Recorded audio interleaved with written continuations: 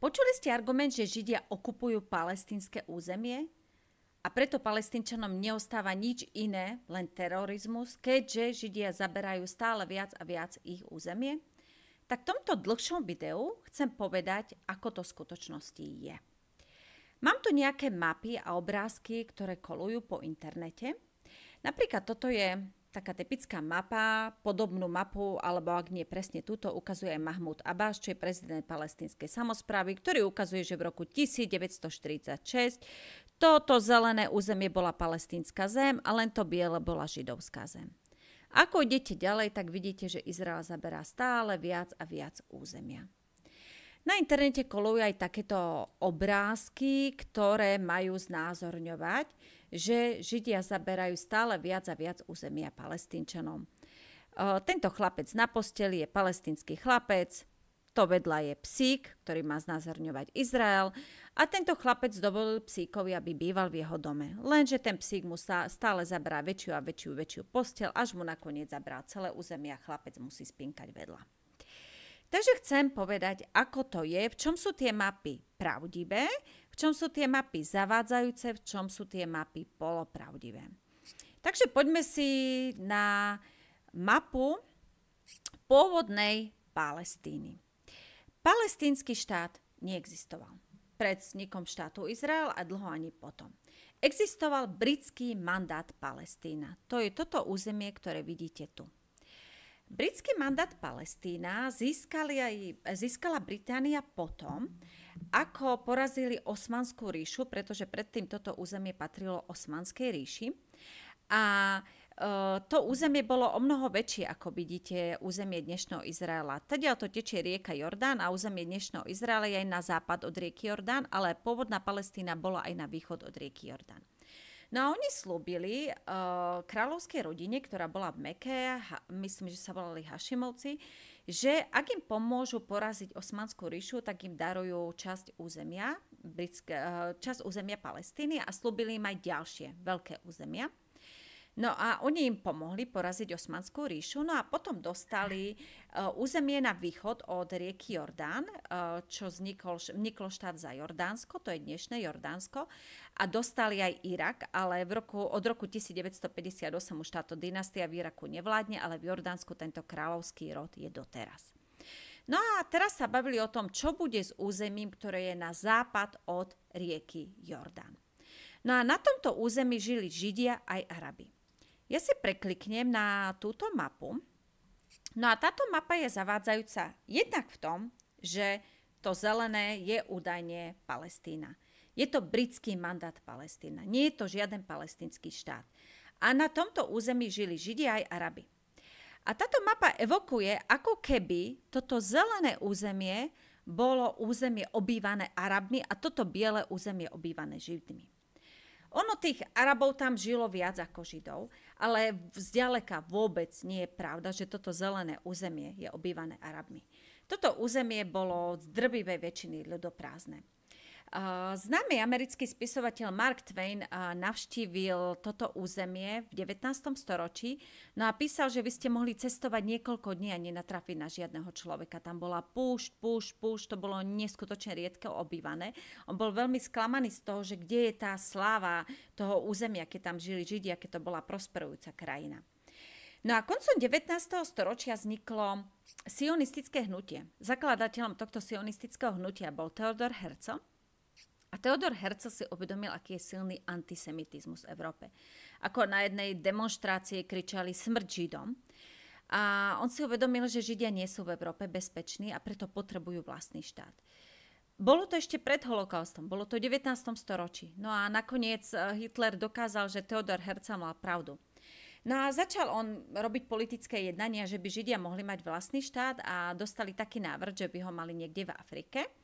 Ale myslím, že to boli nejakí kresťania, ktorí im povedali, že nie, ty trvaj na Izraeli. No a nakoniec padlo rozhodnutie, že Židia začnú skupovať pozemky v Palestíne, to územie, ktoré sa nazývalo Palestína, ale vtedy patrilo Osmanskej ríši. Ale potom, po páde Osmanskej ríši, patrilo teda Británii. No a Židia začali postupne skupovať pozemky na tomto území. No a Vladimír Bár hovoril, že tieto pozemky skupovali od Arabov, že väčšinu tých pozemkov, alebo mnoho tých pozemkov vlastnili libanonskí Arabi a že im to predávali veľmi predražene, že za 100 až 1000 násobnú cenu. Ale napriek tomu to Židia skupovali, lebo tam chceli si založiť vlastný štát. No a viaceré pozemky boli pôda nikoho. Jednoducho to patrilo štátu, britský mandát Palestína a ten, keď im to dovolil, tak si tam postavali pozemky. No a kvôli tomu si skúpili tie pozemky a postavili si tam mesta, vybudovali farmy. No a vďaka tomu, že Židia tam priniesli priemysel, priniesli poľnohospodárstvo, tak sa tam začalo sťahovať aj viac Arabov. Takže začiatkom 20. storočia to územie stále bolo dosť vyľudnené, ale už bolo o mnoho viac obývané ako koncom 19. storočia práve vďaka tomu, že tam prišli Židia a aj Arabi.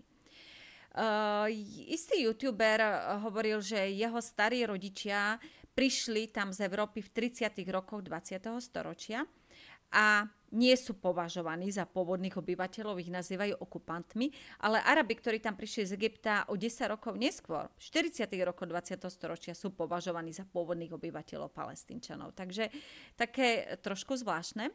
No a chcela by som teraz na chvíľočku prerušiť a odporúčiť vám expertov, ktorí sa venujú tejto problematike. Vynikajúci je ten Vladimír Bár, ktorého som mu spomenula, on je z Ostravskej univerzity, dávajú mu priestor na RTVS a aj na YouTube je video, je jeho prednáška, 3-hodinová, takže ak sa detailne zaoberáte touto problematikou, určite odporúčam si to vypočuť. Vynikajúci je generál Pavel Macko, myslím, že Pavel sa volá krstným menom, ktorého si pozýva Braňo Závodský na život do jeho relácie. Takže určite týchto dvoch odporúčam, lebo vedia vystihnúť podstatu. Veľmi populárne je video z kanála Dejepis inak, ale ja by som tej slečne vytkla, že úplne zabudla vystihnúť podstatu problému. Že hovorila o tom, aký je dnešný problém a vôbec nepovedala, že cieľom Hamasu je zničenie štátu Izrael, že Hamas nechce dvojštátne riešenie, nechce izraelský a palestínsky štát, ale ich prvoradý cieľ je zničiť štát Izrael. A či už budú mať palestínsky štát, alebo nebudú, alebo to územie bude okupované Egyptom, Jordánskom, Sýriou, Libanonom, to im je už jedno. Hlavný cieľ je zničenie štátu Izrael. A toto ona zabudla v tej záplave faktov povedať. Takže jej video až tak moc neodporúčam.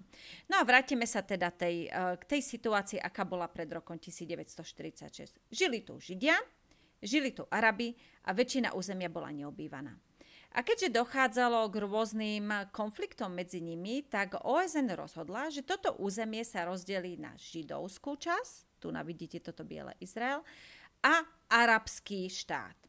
Áno. Arabi túto ponuku odmietli, Židia to prijali. Povedali, dobre, berieme. A vyhlásili štát Izrael. Lenže ako náhle bol vyhlásený štát Izrael, tak okolité arabské krajiny Izrael napadli Egypt, Jordánsko, Sýria, Libanon, aj Irak sa tam zapojil a mysleli si, že štát Izrael zničia. Ale štát Izrael sa ubránil aj vďaka zbraniam, ktoré sme dovázali z Československa, ktoré teda kupovali z Československa. Robili sme nedávno film, som pomáhala robiť Noamovi Denskému, izraelskému režisérovi, film o vojenskej pomoci Československa Izraelu. Viacerí si myslia, že to bola taká nezištná pomoc. Ono to nebolo nezištná pomoc, bol to veľmi výhodný biznis pre Československo, ale Izrael si to veľmi váži, pretože vtedy bolo dané embargo na dovoz zbraní do územie Palestíny, takže oni boli jediní, Československo boli jediní, ktorí im tie zbranie dodali a bola to aj veľmi tajná operácia a dodali im obrovské množstvo zbraní. Takže Izrael sa ubránil, veľmi sú vďační Československu za to, že sa ubránili. No a bol vyhlásený štát Izrael. No a ten štát Izrael bol vo väčších hraniciach, ako mal byť pôvodne. Napríklad toto územie pripadlo Izraelu. No a územie, čo mala byť arabská zem, ostalo okupované. Ale okupované nie Izraelom, ale Egyptom a Jordánskom. Ja si prekliknem na mapku. Tu na to je. Dobre. Tu vidíte v roku 1888 Osmanská ríša, ako som hovorila. Áno, a tu je Egypt. Potom máte britské impérium v roku 1918 až 1946. Tu vidíte Transjordan, čo je za Jordánsko, Egypt a celé toto vlastne patrilo, teda britské impérium. A potom máte arabsko-izraelská vojna, tu je Egypt a tu je Jordánsko. A všimnite si, že toto územie ostalo, čo je Gaza, ostalo okupované Egyptom. A toto územie, čo je západný breh Jordánu, a Židia to nazývajú Judsko a Samaria, ostalo okupované Jordánskom. Takže táto mapka, ktorú tu vidíte, že Palestína, tak to je lož. To nebola Palestína, to bolo územie okupované Jordánskom. A táto mapka, že palestínska zem, to bolo územie okupované Egyptom. Áno, všimnite si, aj túto prekliknem, tu je to. Nie, tu na to nie je. Dobre. Ale áno, vidíte, 1948, toto územie patrí k Jordánsku. A tu na to vidíte, že Gaza patrí k Egyptu. Áno, takže po tej vojne v roku 1948 toto územie, čo malo byť palestínskeho štátu, ostalo okupované, ale nie Izraelom, Jordánskom a Egyptom. No a Izrael okupuje územie palestínskeho štátu, ktorý teda neexistoval palestínsky štát, ale to, čo mal byť ten arabský štát, od roku 1967. V roku 1967 bola tzv. 6-dňová vojna, kedy okolité arabské krajiny znovu napadli Izrael a vtedy Izrael odtedy okupuje Gázu, ktorá predtým patrila Egyptu, a okupuje západný breh Jordánu, ktorý patrilo Jordánsku. Ale táto mapka vôbec nie je úplná. Nezobrazili tu celé územie Izraela, ktoré získal v roku 1967. Izrael totiž začal okupovať celý Sinajský poloostrov. Ja vám to prekliknem. 1967. Vidíte, toto je územie Izraela v roku 1967. Pozrite sa na to. To územie je o mnoho väčšie, ako je územie Izraela dnes. Prečo neukazujú na tej mape toto územie? Myslím si, že nechcú ukázať, že Izrael sa dokáže stiahnuť výmenou za mier. Pretože o toto územie na Sinajskom polostrove Izrael neprišiel, ako tá slečna hovorí vo videu, tá slečna Dejepis inak, ono sa ho vzdal výmenou za mier. Áno? Takže preklikneme si späť, ešte aj tu je mapka, vidíte, 1946, britský mandát. Palestína, rok 1949, Izrael, západný breh Jordánu okupovaný Jordánskom, Gaza okupovaná Egyptom. A už od roku 1967 Izrael okupuje tie územia, ktoré mali patriť tomu arabskému štátu alebo palestínskemu štátu. A všimnite si dátum 1967 a viete, kedy bola založená Organizácia za oslobodenie Palestíny? V roku 1964. Teda dávno predtým, ako Izrael začal okupovať západný breh Jordánu a Gazu. A viete, prečo vtedy vznikla Organizácia za oslobodenie Palestíny? Pretože Palestínčania, toto je veľmi kľúčová informácia, keď oni hovoria o okupácii, tak oni tvrdia, že celé územie Izraela je okupované. Oni aj skandujú v tých uliciach západných miest, študenti skandujú From the river to the sea, Palestine will be free. River, tá rieka je rieka Jordán, to sea, more, je Stredozemné more. A vlastne, keď Arabi hovoria o okupácii, Arabi, teraz nemyslím všetkých, áno, povedzme si islamisti, alebo keď Hamas, alebo väčšina Palestínčanov, keď hovoria o okupácii, tak oni hovoria, že celé územie Izraela je okupované. Ale keď západní politici hovoria o okupovaných územiach, tak oni hovoria o západnom brehu Jordánu a o Gaze, ktorú Izrael okupuje od roku 1967. Hovoria o tom území, ktoré malo byť súčasťou arabského, ktoré malo patriť arabskému štátu, ale nikdy sa to nezrealizovalo práve preto, že arabské štáty napadli štát Izrael. Namiesto toho, aby si vyhlásili vlastný arabský štát, oni napadli Izrael s cieľom zničiť štát Izrael. Takže toto je veľmi dôležité. Čo myslíte tým, keď hovoríte, že Izrael okupuje zem? Ja sa vždycky pýtam, čo ty myslíte? Ktoré územie je okupované? Ktoré? Keď povie západný breh Jordánu, Gaza, dobre, viem, že je priestor na jednanie s tým človekom, ale keď povie, že od rieky až po more, že celé územie Izraela je okupované, tak ako, prepáčte, ale tam nie je žiaden priestor na jednanie.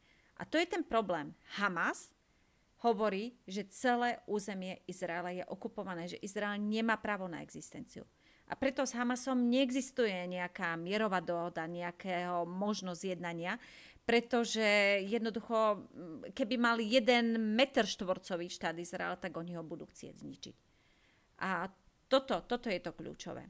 A jednoducho Palestínčania nemôžu mať vlastný štát, pokiaľ neuznajú existenciu štátu Izrael, pokiaľ sa nezdajú tej myšlienky, že my zničíme štát Izrael. Takže prekliknem naspäť na túto mapku. No a potom tu vidíte 2010, zase ako sa zúžilo palestínske územie. Vidíte, palestínska zem, Izrael. No, takže tu na prvýkrát už naozaj Palestínčania majú vlastnú samosprávu. Prvýkrát existuje niečo ako palestínsky štát, aj keď nie štát v plnom zmysle. A viete, kto im ho dal? Izrael. Dal im ho Izrael. No ale schválne tu nie je mapka z roku 2015, lebo celá Gaza odtedy patrí Izraelu. Nie Izraelu, patrí Palestínčanom. Ja to skúsim prekliknúť ešte túto mapku. Áno, tu na to vidíte. Takže v roku 1967 vidíte, že teritorium Izraelu je o mnoho väčšie, ako bolo predtým a ako je dnes. To vidíte aj na tejto mapke. Pozrite sa, toto je Izrael z roku 1967. No a v roku 1982 sa zo Sinajského polostrova Izrael stiahol z toho dôvodu, že uzavreli mierovú zmluvu s Egyptom a Egypt bola prvá arabská krajina, ktorá uznala existenciu štátu Izrael. Neskôr sa pridali ďalšie arabské krajiny. Štát Izrael uznáva Jordánsko, Izrael uznávajú Spojené arabské emiráty, aj s nimi čul obchodné styky, nadviazali Bahrajn, Maroko, Sudán. Takže jednoducho postupne tie okolité arabské krajiny uzatvárajú mier. Zložitá situácia je v Libanone. Tam libanonskí kresťania chceli uzavrieť mier s Izraelom, ale Hizballah zavraždil týchto politikov, takže mier nemajú a aj vidíte, že Hizballah vlastne nakoniec vyvolá vojnu s Izraelom. Takže vidíte, že Izrael je ochotný sa vzdať obrovskej časti územia výmenou za mier a keď Egyptu vrátil Sinaj, tak Egypt uzavrel s Izraelom mier a naozaj aj ten mier bol reálny. Doteraz Egypt drží svoje slovo a nenapadol Izrael. Iná však situácia bola s Gazou. A tu vidíte rok 2007. Gaza dostala samostatnosť, Izrael sa stiahol. No a v Gaze majú samosprávu, no a zvolili si Hamas, ktorý má za cieľ zničiť Izrael a odvtedy neustále robí raketové útoky na Izrael a vieme, čo sa stalo 7. oktobra v roku 2023, kedy napadli štát Izrael. No a tieto zelené územia, to vidíte, že sú územia na západnom brehu Jordánu, ktoré sú pod palestínskou samosprávou. Ja som bola v Izraeli, boli sme na tom západnom brehu Jordánu, videla som aj tie izraelské osady, ale žiaľ nemohli sme ísť na to palestínske teritorium, pretože v izraelskom aute by to nebolo bezpečné, by nás boli zabili. Mohli by nás zabiť, ale palestínske auta sa úplne v pohode premávali po uliciach po izraelskom území, ale museli prejsť checkpointami. No a som si tak tedy pomyslela, takže vy, Izraelčania, nemôžete ísť na palestínske územie, lebo vás môžu zabiť, ale Palestínčania, pokiaľ ich pustia cez checkpointy, tak vlastne môžu ísť a sú v úplnom bezpečí. Dokonca sme videli auto palestínskej polície, ako nás predbiehalo. A sa pýtal to sprievodcu a pustili ho tu. A hovorí, že tak prečo by nie? Však policajti nie sú teroristi a na západnom brehu Jordánu je Fatah, ktorí nemajú za cieľ zničiť štát Izrael, ktorí ho akceptujú na rozdiel od Hamasu, ktorý sa nezdal myšlienky, že raz zničia štát Izrael a aj ich vodcovia hovoria, že útok zopakujú znovu a znovu a znovu, až kým Izrael úplne nezničia. Takže tam je jasné, že dohoda s Hamasom nie je možná. Ale problém je v tom, že väčšina Palestínčanov si stále myslia, že raz sa im podarí zničiť štát Izrael. Takže palestínsky štát neexistuje, teda úplne ako štát čiastočne existuje, ale existuje len vďaka tomu, že im to územie dal Izrael. Áno, nie preto, že by bol v roku 1920 existoval nejaký palestínsky štát, nie, že by v roku 1948 existoval nejaký palestínsky štát, oni si ho nevyhlásili, okolité arabské krajiny napadli štát Izrael. Existuje až teraz vďaka tomu, že Izrael im dal toto územie. Áno, takže teraz vám ukážem túto mapku. Po Jomkipurskej vojne v roku 1979 toto všetko územie okupuje Izrael. Áno, západný breh Jordánu, Gaza. A od roku 2005 až 2023 tu nám máte Gazu. Gaza má samostatnosť. A na západnom brehu Jordánu, to, čo má byť akože územie Palestíny, tak tu vidíte územia, tieto zelené, ktoré sú pod palestínskou samosprávou, ale potom sú územia, kde sú židovské osady. No a čo sa týka týchto osad židovských, viacerí hovoria, že sú nelegálne, ale Vladimír Bar hovoril v tej prednáške, že tie územia, kde si Izrael stavia osady, tak to sú územia, ktoré nepatria Arabom, ktoré nie sú v súkromných rukách Arabov. A že ak náhodou aj postavili nejaké osady, ktoré boli v súkromných rukách, tak štát nariadil, že museli byť tieto osady zbúrané. A oni vlastne stávajú ako keby na pôde, ktorá je štátna, by sme to mohli nazvať. Takže je diskutabilné, či sú tie osady nelegálne, keďže je to štátna pôda a patrí to Izraelu. Od roku 1967 to územie okupuje Izrael a od roku 1995 majú mierovú zmluvu s Jordánskom, takže už sa to ani nedá poriadne nazývať okupovaným územím. Takže keď vám na budúce niekto povie, že Izrael okupuje územie Palestínčanov, tak by som sa v prvom rade opýtala, aké územie Palestínčanov okupuje, a bolo by im dobré aj ukázať, že palestínsky štát neexistoval. Palestínsky štát alebo samospráva existuje až teraz a dal im ju Izrael.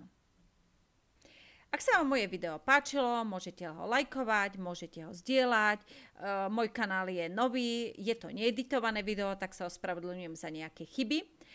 A veľmi mi tým pomôžete, ak budete to video zdieľať, pretože získam tým viac odoberateľov a bude ma to motivovať točiť ďalšie videá.